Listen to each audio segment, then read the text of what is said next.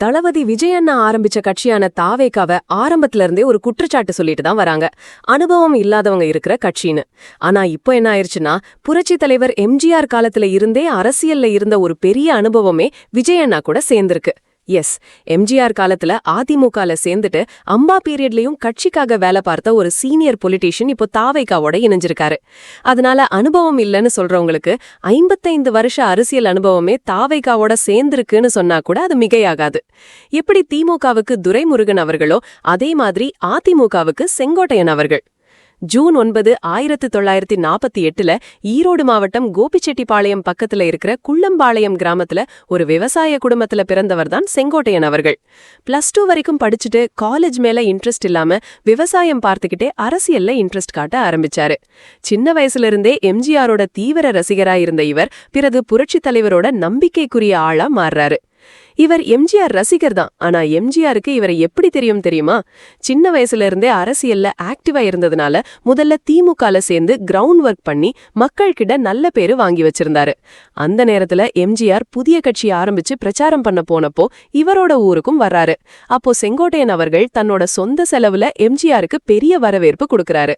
அதை பார்த்து இம்ப்ரெஸ் ஆன எம்ஜிஆர் இவரை சென்னைக்கு கூப்பிட்டு ஒரு பிளாங்க் செக் கொடுத்து, நீங்க பண்ண செலவை இதில் எழுதிக்கிட்டு பணம் எடுத்துக்கோங்கன்னு சொல்றாரு. ஆனா அதுக்கப்புறம் செங்கோட்டையன் அவர்கள், நான் உங்களோட ரசிகன், பணம் முக்கியமில்ல, உங்க அன்புதான் முக்கியம்னு சொல்றாரு. இதுலயே எம்ஜிஆருக்கு இவர் மேல இருந்த நம்பிக்கை தெரியுது. 1977 நடந்த அதிமுகவின் முதல் எலெக்ஷன்ல சத்தியமங்கலம் தொகுதியில நிற்க வாய்ப்பு கிடைக்குது. அதுல காங்கிரஸ் டிஎம்கேக்கு எதிரா நின்னு ஜெயிக்கிறாரு. அதுக்கப்புறம் 1980 எலெக்ஷன்ல கோபிச்செட்டிப்பாளையத்துல 30,000 ஓட் டிஃபரன்ஸ்ல வெற்றி. 1984லயும் அதே தொகுதியில ஜெயிச்சு ஹேட்ரிக் அடிக்கிறாரு. இப்படி அடிப்படை தொண்டனாக ஆரம்பிச்சவர் தொடர்ந்து ஜெயிச்சு எம்ஜிஆரோட நம்பிக்கைக்குரியவரா மாறுறாரு. 1983 ஜெயலலிதா அம்மையார கட்சியின் எலெக்ஷன் கேம்பெயின் செக்ரட்டரியா எம்ஜிஆர் அறிவிக்கிறப்போ அவரோட மீட்டிங்ஸ், அரேஞ்ச்மெண்ட்ஸ், ஷெட்யூல்ஸ் முழுக்க கவனிச்சது செங்கோட்டையன் அவர்கள் தான்.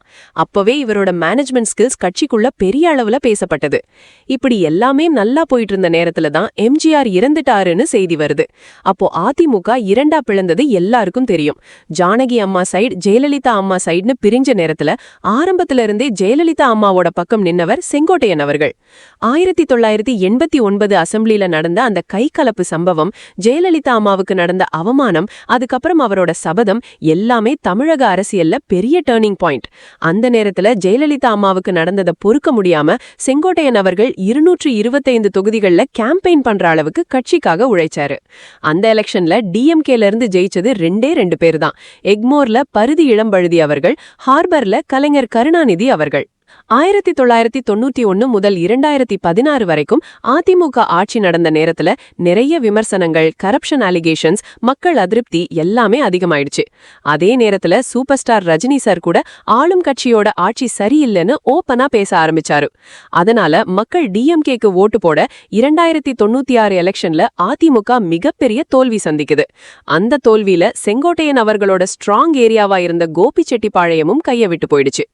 2001 எலெக்ஷன்ல 1991 பீரியட்ல டிரான்ஸ்போர்ட் மினிஸ்டரா இருந்தப்போ வந்த கரப்ஷன் கேசஸ் காரணமா இவரால போட்டியிட முடியல. அப்போ பல பேரு இவரோட பொலிட்டிக்கல் கரியர் முடிஞ்சிடுச்சுன்னு பேசினாங்க. ஆனா அதுக்கப்புறம் 2006 எலெக்ஷன்ல எங்க தோத்தாரோ அதே கோபிச்செட்டிப்பாளையத்துல மீண்டும் நின்னு ஜெயிச்சு சட்டசபைக்கு போறாரு. ஆனா மினிஸ்டர் பதவி கிடைக்கல. காரணம், அந்த எலெக்ஷன்ல டிஎம்கே ஜெயிச்சது. 2011 எலெக்ஷன்ல அதிமுக மீண்டும் ஆட்சிக்கு வந்ததும் இந்த தடவையும் அதே தொகுதியில ஜெயிச்சு ரெவென்யூ மினிஸ்டரா பதவி ஏற்கிறாரு. இப்படி எல்லாமே நல்லா போயிட்டு இருந்த நேரத்துல தான் இவரோட மனைவி ஈஸ்வரி அவர்கள் ஜெயலலிதா அம்மையார பாய்ஸ் கார்டன்ல சந்திச்சு ஒரு கம்ப்ளைண்ட் மாதிரி சொன்னதாக அப்போ கட்சிக்குள்ள பெரிய பேச்சு எழுந்துச்சு. அதுக்கப்புறம் 2016 எலெக்ஷன்லயும் ஜெயிச்சாலும் அமைச்சர் பதவி கிடையாதுன்னு ஜெயலலிதா அம்மையார் சொல்லிட்டாங்கன்னு பேசப்பட்டது. 2016 ஜெயலலிதா அம்மையார் இருந்ததுக்கு அப்புறம் அங்க இருந்த பல பேரு செங்கோட்டையன் அவர்களையே முதலமைச்சரா வர சொல்லி கேட்டாங்க. ஆனா அவர் சிஎம் ஆனா நிறைய செலவு இருக்கும், அந்த அளவுக்கு என்னிடம் காசு இல்ல, கட்சி என்ன முடிவு எடுக்குதோ அதுக்கே கட்டுப்பட்டு இருப்பேன்னு சொல்றாரு. அதுக்கப்புறம் தான் எடப்பாடி பழனிசாமி அவர்கள் முதலமைச்சரா வர்றாரு. 2021 எலெக்ஷன்ல டிஎம்கே மிகப்பெரிய வெற்றி பெற்றாலும் கோபிச்செட்டிப்பாளையம் தொகுதியில செங்கோட்டையன் அவர்கள் கிட்டத்தட்ட 28,563 ஓட் டிஃபரன்ஸ்ல அசால்ட்டா ஜெயிக்கிறாரு. கடைநிலை தொண்டனாக ஆரம்பிச்சு எம்எல்ஏ, அமைச்சர், கட்சிக்காக முழு விசுவாசத்தோட உழைத்தவர் என்ற இமேஜ கடைசி வரை மெயின்டைன் பண்ணிக்கிட்டே இருந்தாரு. அந்த நேரத்துல தான் தமிழக அரசியல்ல பெரிய ட்விஸ்ட். செங்கோட்டையன் அவர்கள் தாவேகாவோட இணைஞ்சிட்டாருன்னு செய்தி வருது. எப்படி எம்ஜிஆர் ஜெயலலிதா அம்மையாருக்கு முன்னாடி செங்கோல கொடுத்தாரோ அதே மாதிரி ஈரோடு தாவேகா மாநாட்டுல தளபதி விஜய் அண்ணாவுக்கு செங்கோல கொடுத்தது ரொம்ப பெரிய சிம்பலிசமா பார்க்கப்பட்டது. இப்பவும் தாவேகாவை பற்றி தொடர்ந்து சொல்லப்படுற ஒரு விஷயம் என்னன்னா, புதுசா வந்தவரை எப்படி நம்பி ஓட்டு போடுறதுன்னு. ஆனா இப்போ 55 வருஷ அரசியல் அனுபவமே தாவேகாவோட சேர்ந்திருக்கு. என்னோட கணிப்பு கரெக்டா இருந்தா இந்த தடவையும் அவரோட இன்ஃப்ளூயன்ஸ் கோபிச்செட்டிப்பாளையம் சைட்ல கண்டிப்பா இருக்கும். செங்கோட்டையன் அவர்களோட வருகை அனுபவம் தளபதி விஜய் அண்ணாவுக்கு பலமா இல்ல விலங்கிலவா? பலம்னா எந்த அளவுக்கு பலம்? இல்ல அதிமுகல இருந்து பிரிஞ்சதால ஓட்ல பாதிப்பு வருமா? இதெல்லாம் பொறுத்திருந்துதான் பார்க்கணும். இந்த வீடியோ உங்களுக்கு பிடிச்சிருந்தா லைக் பண்ணுங்க. சேனலுக்கு புதியவரா இருந்தா ப்ளீஸ் சப்ஸ்கிரைப் பண்ணுங்க. இதே மாதிரி யூஸ்ஃபுல்லான வீடியோவோட திரும்ப சந்திப்போம். Until then, good bye. Jai Hind.